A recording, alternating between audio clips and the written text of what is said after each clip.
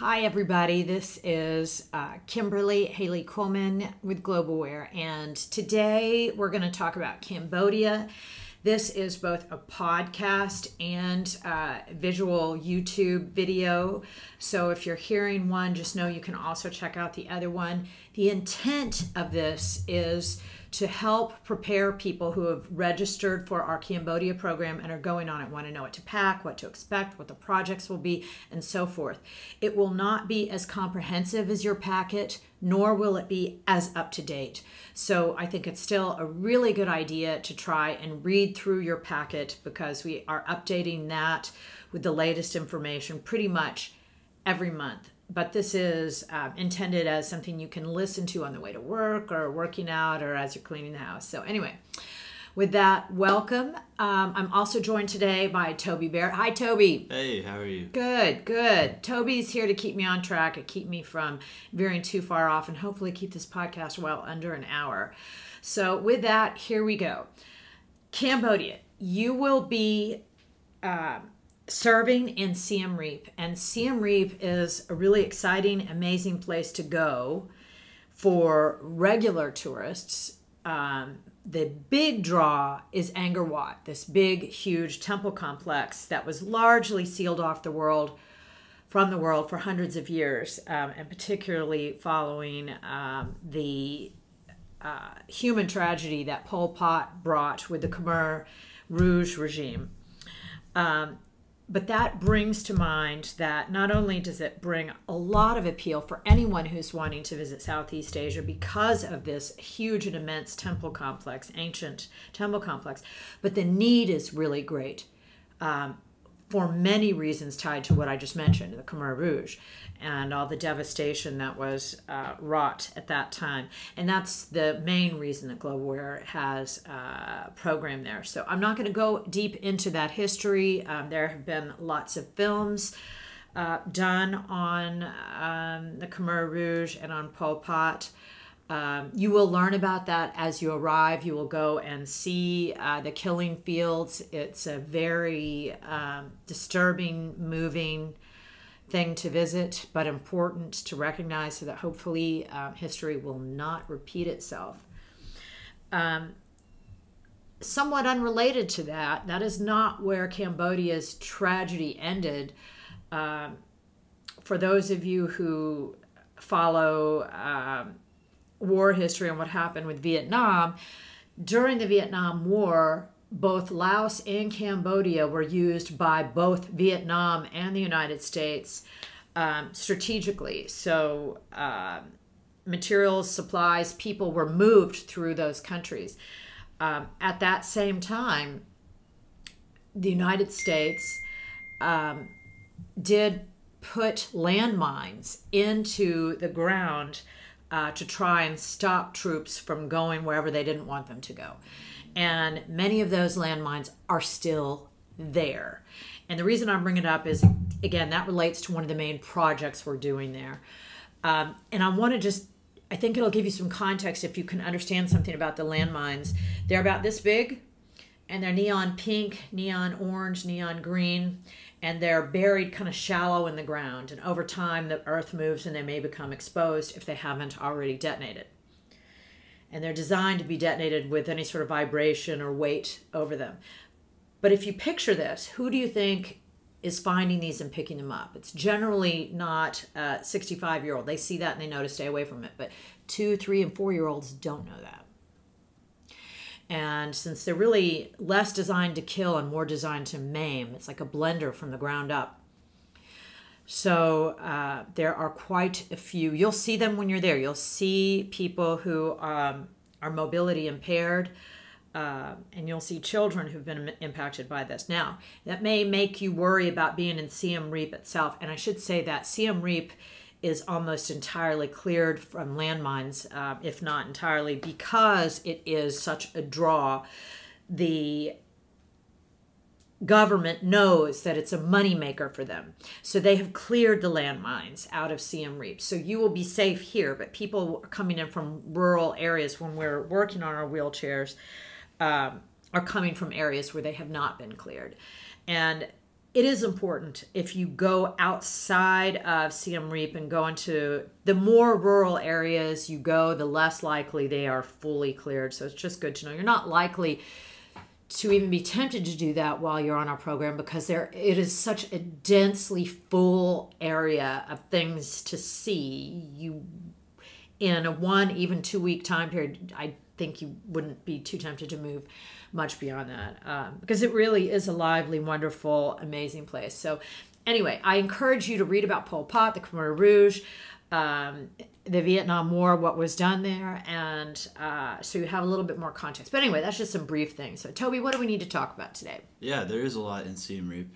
We should start with the English school, like one of the projects that volunteers can do.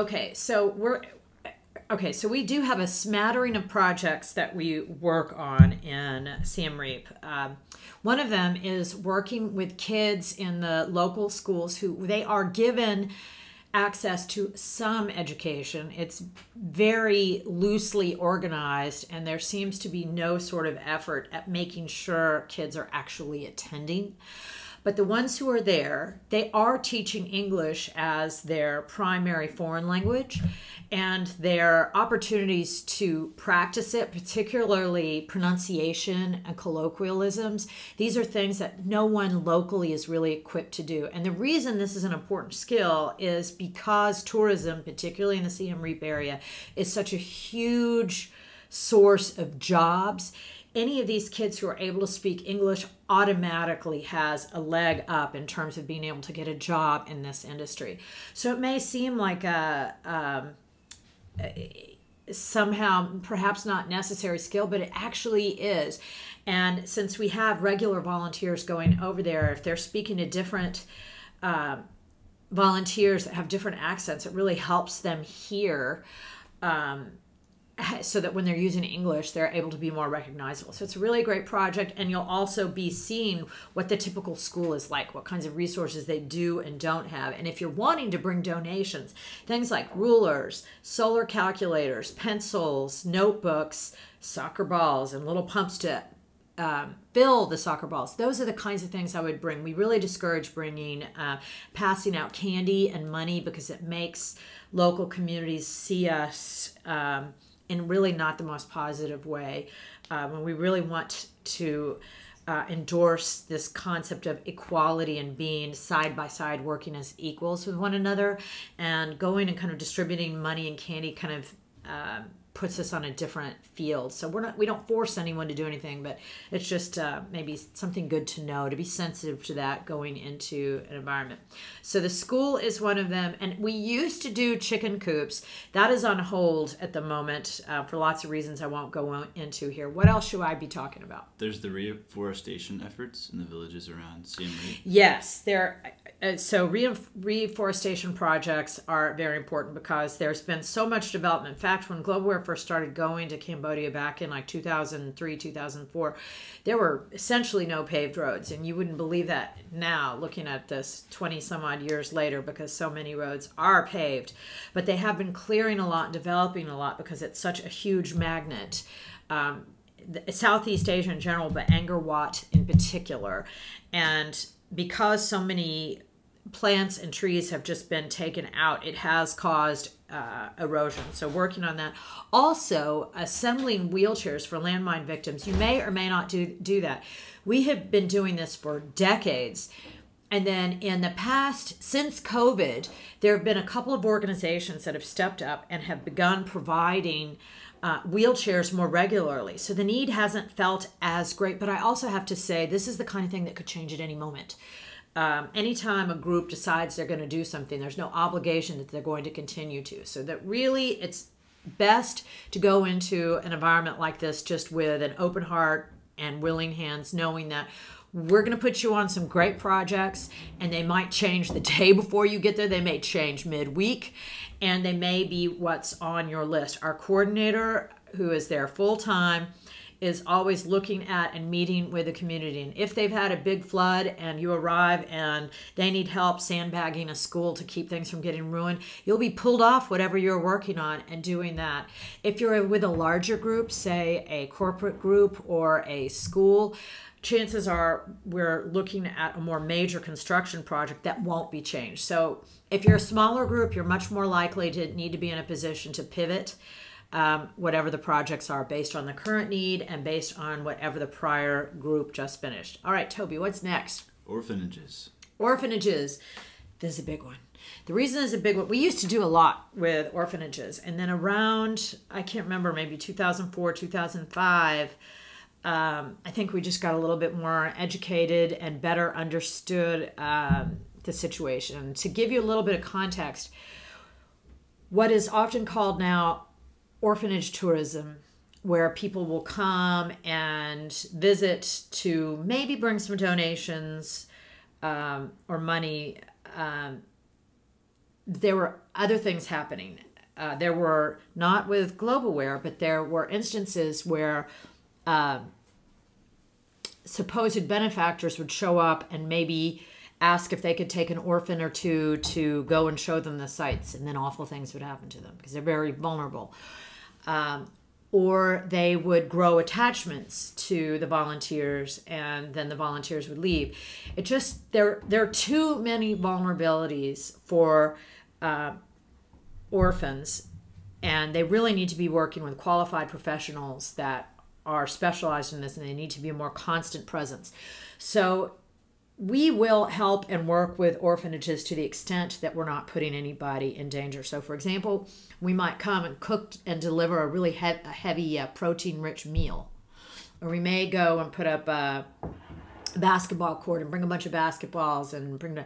But what we aren't doing is no one-on-one work with them and no field trips, that kind of thing. We might all play a soccer game together. But it's important to know that orphanage tourism is something that really has subjected some kids to some pretty horrific things.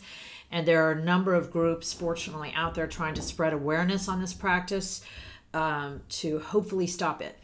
And you'll see that is why we don't just sit for a week going every day to work with them, because we really, since we don't require specific skills of our volunteers, we just feel it's not appropriate. Anyway, all right. Ideally, there would be like more child welfare services in Cambodia. I think it's worth mentioning, but there aren't, and it's like a complex issue. So, yeah, constantly trying to define the best way to contribute to the children in Cambodia. But it's not all black and white, I think is what you're saying. I think you're right. It's not all black and white. And on the one hand, you might say, well, gosh, but these kids are really needy. They really need our help. And that's true. They do. They have a ton of needs. The problem is, who is the best person to provide it and how? Yeah. So it's not that we're against working with them. But anyway, yeah. Yeah. Do you remember some of the cultural norms, cultural guidelines that you put down on the orientation guide? So one of the key ones really has to do with being sensitive to the Buddhist culture. And you, having been on our Thailand program, for example, understand some of what that's all about. And I won't go into all about, I love talking about this stuff. But you're in an environment, it's a Buddhist culture, and no one's going to require you by law to do anything, but in terms of how you dress when you're out and about in town. However, if you go into any sort of temple, you're really expected to at least have your knees covered, sometimes down to your ankles, and usually your shoulders will need to be covered. Some temples are really strict about this and won't let you, for example, just put a shawl around him. Others will let you just put a shawl around and you can go in. And these are enterprising places, so if you have not dressed appropriately, there are frequently people right on the outside of a temple, and you remember seeing this, Toby, where they'll rent or sell you articles of clothing so that you are able to go in and be appropriately dressed. Within a more personal setting, let's say, for example, you're speaking to a monk, and you will see monks all around Cambodia wearing their orange robes, often with an umbrella. A few key things to know is if you're a woman, you do not touch monks, and you also don't directly hand them anything. If you needed to hand them, let's say, a glass of water, rather than giving it to them directly, you put it on the table, and then they will pick it up. And this is not about inferiority or superiority. In their mind, it's a way of decreasing the possibility of attachments. Since attachments, if you fall in love with somebody and then you break up, it really hurts. So their concept is more just to avoid those attachments from the get-go. And every time you get closer to someone, particularly physically, there's this feeling that it can lead to attachment. So anyway, one of the bigger items is trying to be respectful in terms of clothing. It is so hot and it is so humid that I know people are tempted to wear, spaghetti straps and sleeveless shirts, and you can do those. Just keep in mind that particularly when you're going to temples, it is disrespectful and often not allowed at all to not cover yourself a bit more. What else am I leaving off? So there's a couple of rules. Actually, they're not rules. Don't touch another person's head because in Cambodia it's sacred. That's right. Don't put your feet at a person or object, particularly if that person or object is Buddha. Yeah, that's considered very rude. Yeah. A setting where that might happen is somebody goes into a temple and is sitting there listening to the chanting, and if you sit with your legs out in front of you pointing at people, that is just the height of rudeness. So it's better to sit on your side with your kind of knees, with your feet behind you. Yeah. Remove your shoes when you go into most inside places. Inside places. You'll usually see all the shoes before you go in anyway, which kind of helps remind you, yep, we're supposed to take our shoes off. And last, don't climb on Buddha statues or photograph them if without permission, basically. Right. Yeah. And usually there will be signs telling you what you can and can't do. I would just ask you to be respectful. There are also, Buddha heads are sold in a lot of the souvenir shops, but a lot of the local Cambodian people feel it is some think it's bad luck and some think it's disrespectful to buy them. So it's good to know it. No one's going to keep you from doing it. If anything is considered real teak or real antique, that is highly regulated. So when you buy things, just keep that in mind that it might be taken from you as you leave the country if you don't have paperwork showing that it's not an antique or that it's not teak wood as you leave. So it's just good to know. What about packing? Packing. Okay, so hot and humid, you're going to be wearing clothes that, since you're going to be working, you don't mind sweating in. There are plenty of places where you can go and get laundry done, so you don't need to bring a ton of clothes. You can just wash it while you're there, whether you are washing it with shampoo, Rick Steves style, in a sink, or whether you're giving it to the lady on the corner for a couple of dollars. There are lots of options. It's better to underpack. You can always buy more things there. The other thing I'll say is if you bring extra, if you've got flip-flops and tennis shoes and things like that, whether they get dirty or really used up and you just don't think you're going to use them anymore, if you leave them there, our coordinator will get them to people who will use them. Shoes are a huge thing. Needing shoes and just basic shorts and t-shirts, any of that stuff that you feel like, hey, you might not wear again, you can leave it there and bring souvenirs home to support the economy that way, because you're just not going to need a lot of clothes, and most people don't dress up. Now, Siem Reap, unlike some of our locations, because it's so full of cafes and restaurants and bars and clubs and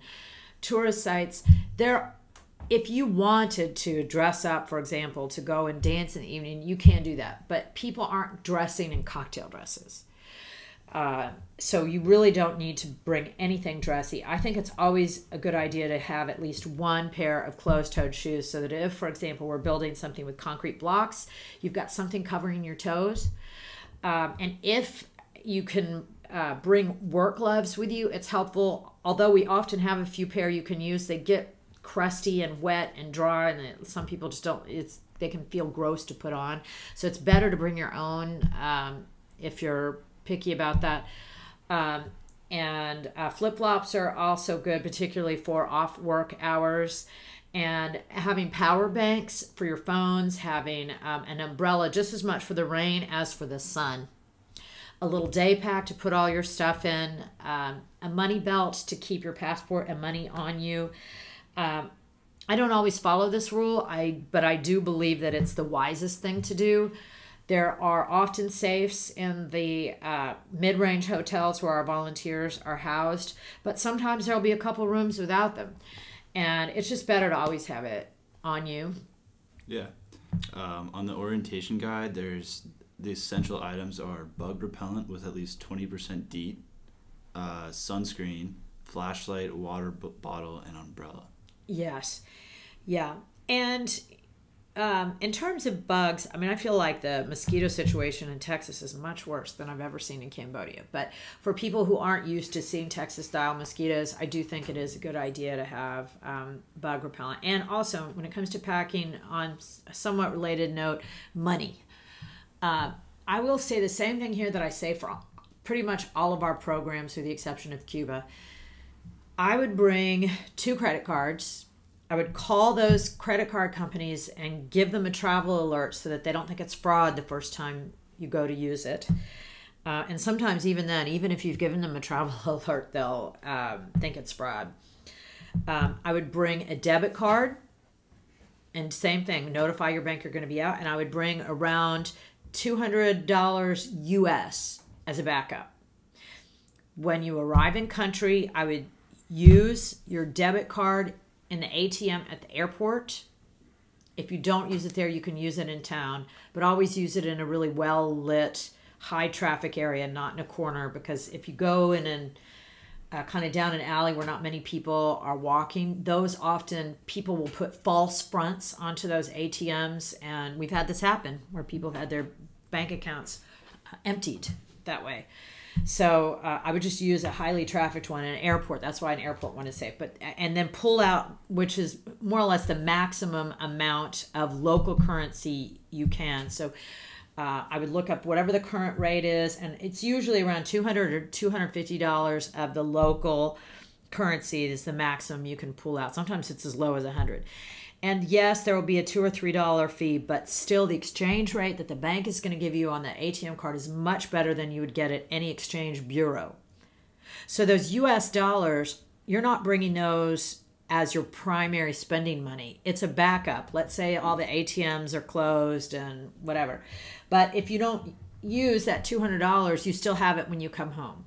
So I see no loss in having that $200, pulling out the maximum, having 1 debit and 2 credit. Also have a photocopy of your passport with you, and then email yourself one just in case you lose your passport or get it stolen. The best thing you can have to help you get your new one is going to be a photocopy of your old one. And they're not going to give it to you immediately. You're going to have to wait and go to the consulate or embassy and wait at least 24 hours after you show up with your photocopy to get the new one. But it's a good practice. So anyway, those are just things to pack and prepare. Also, fans. I've been bringing either those cooling towels that you wet and they stay cold for a while, or these little plastic motorized, you put batteries in them, they're rechargeable.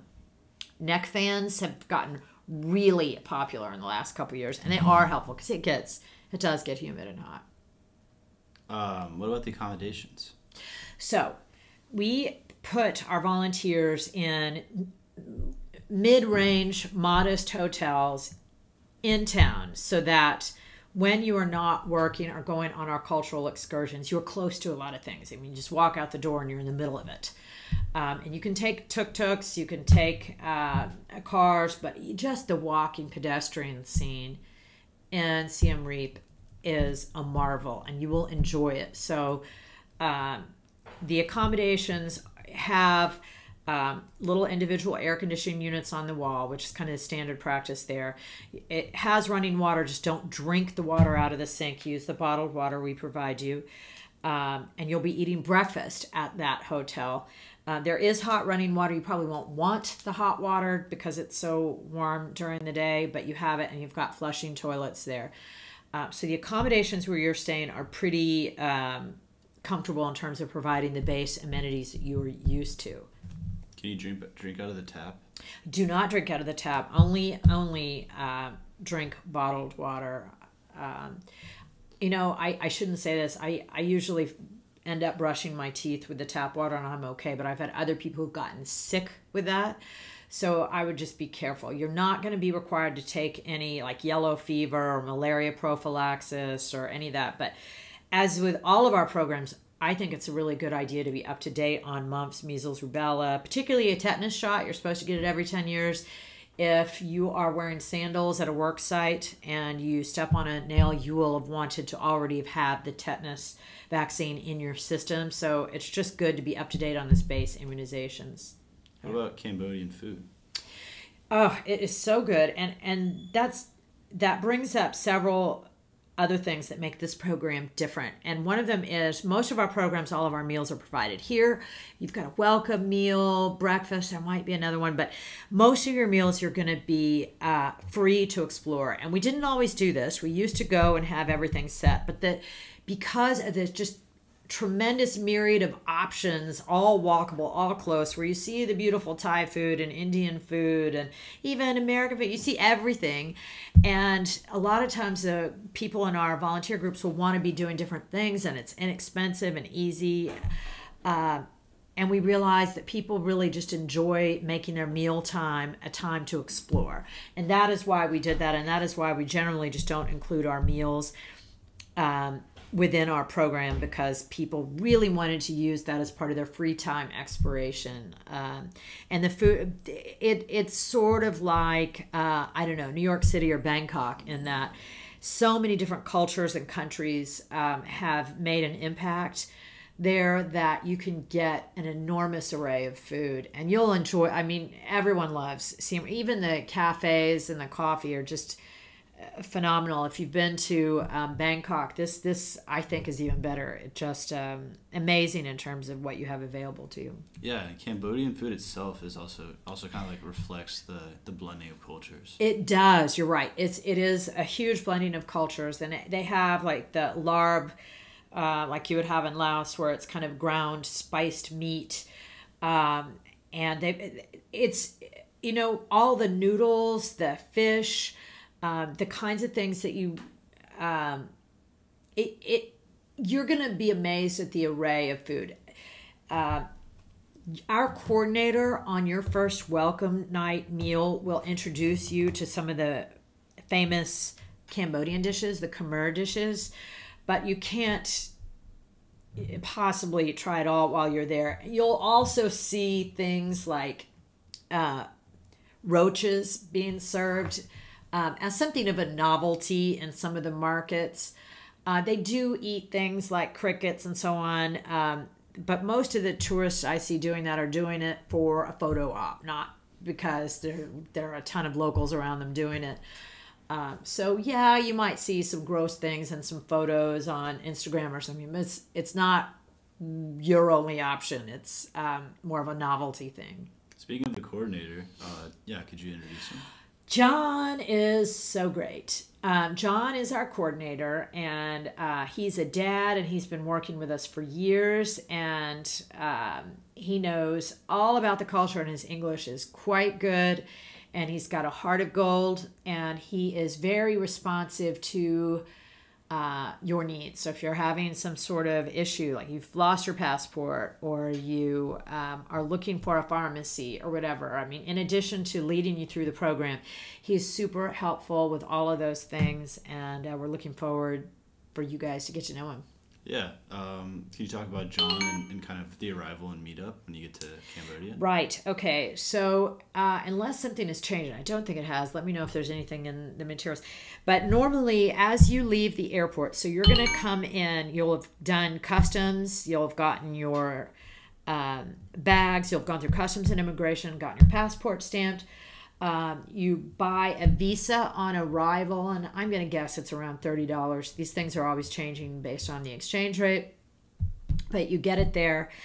And then as you leave the airport, John will usually be wearing our light blue coordinator shirts and holding a GlobalWare sign. Sometimes he's got your name on it, sometimes he doesn't, so it's really easy to see him. And if something strange happens, like has a flat tire or something crazy, you can always call our emergency number, and we'll work things out. I should knock on wood, which just doesn't seem to be something that happens, so you'll be taken care of. Yeah, and there's an e-visa that that you recommend in the Yes, the you guide. can do an e-visa before you arrive, and I believe that'll be in your orientation materials, a Yeah. link to where you can go and buy it, which the main thing that will do is save you time on arrival waiting in a line getting your visa. But if for some reason you haven't gotten around to it, you can get it there. And again, these are the kinds of things that can change. Like they'll often, even instead of calling it an e-visa, they'll call it something else. So every couple of years, this will change. And that's why within this particular podcast, that's the kind of thing where it's best to look at whatever's in the materials, because as soon as that changes, or the availability changes, or the cost changes, or where you get it changes, it'll be more up to date in the orientation materials. What about safety and security? In Safety and Cambodia? security. Siem Reap, as I hope I've given you a good idea of, is a bustling, busy, wonderful place. But there are a lot of people without a lot of material goods and resources.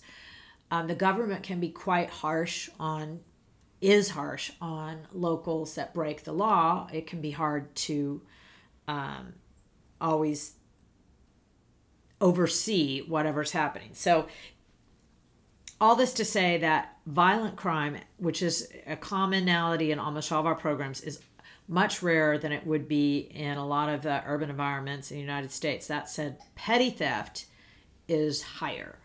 And the biggest thing you're probably going to have that you'll need to watch are your passport and your phone. And if you're in a crowded marketplace and you're not watching your cell phone and you put it down while you're looking at something, it's going to disappear, because that's worth more than 3 months of salary to someone. But in terms of violent crime, because they know the penalties are so severe, that you really just don't have to worry about that. Most people know that they will be locked up for the rest of their life if they try and hurt someone. So it's really petty theft that you need to watch out for, and make sure you're keeping your wallet and your phone on you. Those are the big things. Yeah, and there's more information about safety and security on the orientation guide, but Cambodia is generally, as long as you're with our program, pretty safe. Yeah. What about some leisure activities to do while you're there? So, of course, the big thing is Angkor Wat, and it is huge. There's so many temples. It's over miles and miles and miles. I don't remember, it's 40 miles square or whatever it is. You're not going to see all the temples. You'll get templed out before you can see all the temples. There's one entity where you buy the entrance for those, and our coordinator will take you there. And we usually have, I believe, 1 full day set aside for that. You may want to go back. Often we'll go and see sunset at one of the temples. But really the two big things that you could spend all week doing are seeing part of the Angkor Wat complex, where these are the pictures, like when you think about Mowgli in the Jungle Book, with all of the trees in the jungle coming through the temple complexes. That was all inspired by Angkor Wat. And so it's a photographer's dream, right? And you see all the monks there, you see all the other people, you'll see musicians hanging out in front of them, people selling the things like roaches. I mean, there's a lot of activity around the temples themselves. And then Siem Reap. Those two things alone are enough. You'll be seeing some Aspara Khmer dancing because of where our coordinator will take you on arrival. You'll be exposed to a lot of cultural depth just by being on the program and going and doing our work sites. There are a million other things to see, and what am I leaving off of the packet that I should be remembering to tell them? Because those two things alone really are going to fill most of their time. But for leisure, yes, I don't think you're leaving anything. If you're looking to do more, John can help you find more. But I think it would be, you'd be hard pressed to. You're not going to see everything you want to see just in Siem Reap for the week you're there. It really is amazing, and you're going to find you're sleep deprived because you don't want to go to sleep because there's so much going on. Maybe we do a special segment on tuk-tuks, like how to... Yeah, tuk-tuk. Yes, we should. And we've done little videos of them on, how you go about doing it and getting in and out. They're a fun form of transportation because you feel like you're not closed off from the environment you're there to visit. I'm sorry, you'll be seeing all sorts of sites up close because the tuk-tuks are so small. It's basically a motorcycle with a covered seat behind it, so you're able to go through little narrow alleys. But yeah, I should do one on that. Yeah. And I guess we'll finish up with donations. All right. Okay, so donations, I know I touched on it earlier, but I do really encourage, if you want to bring anything, and you certainly don't need to, there are no required donations. If you're wanting to bring them, it's great to bring them in an extra bag if you've got a extra bag allowance, because what often happens is someone will send us, a box of used clothes and ask us if we can send it to Cambodia, but it'll cost $300, which is more than the underlying value of the items in the box. So the cheapest way of getting items there is putting them in your baggage. The next best thing would be to just buy things in country and give them to people. And any sort of educational items, any sort of sport items, you can do base medical items like stethoscopes, thermostats, but you do have to be careful if you buy anything in bulk and large amounts, because customs can think that you are trying to sell it. And on rare occasion, they might try and levy an import duty on it. So a couple ways around this. Most people get around it by explaining their donations. You can write a letter ahead of time to put in your bag that says, these are donations that I'm giving. And you can include like the Amazon receipt from wherever you bought something, so that if they say, hey, this is $200, we're going to levy 10% tax, you can say, no, it was a $20 item and here's the receipt. So it's not bad to have all those things. We can usually, when somebody tries to, again, their main worry is that you're trying to sell things without following whatever the local guidelines are. And you're not there to sell anything. But just keep in your mind that that's what they're looking for. So if you're putting things in your bag that looks like they're for sale, like 10 laptops would be all sorts of red flags, particularly if they were new in boxes. But bringing an old used laptop, there are so many uses in schools and in orphanages that could use those. Any old phone, cell phones that you no longer need that could be unlocked and the data taken off of it. Those things are hugely useful. And again, we really discourage giving out money and candy for lots of reasons. It's just not a sustainable thing to give, whereas solar calculators, rulers, those kinds of things just have a life that goes beyond your being there. That is a part of our mission of promoting sustainability and cultural awareness. So, yeah, and with that, that kind of concludes our podcast on Cambodia. Again, there's a lot more information in the orientation guide, and if you need any more information, just reach out to us. But yeah, thanks for listening in. Thank you so much, Toby. Really appreciate it. We hope to see you on another program here soon, everybody. Bye.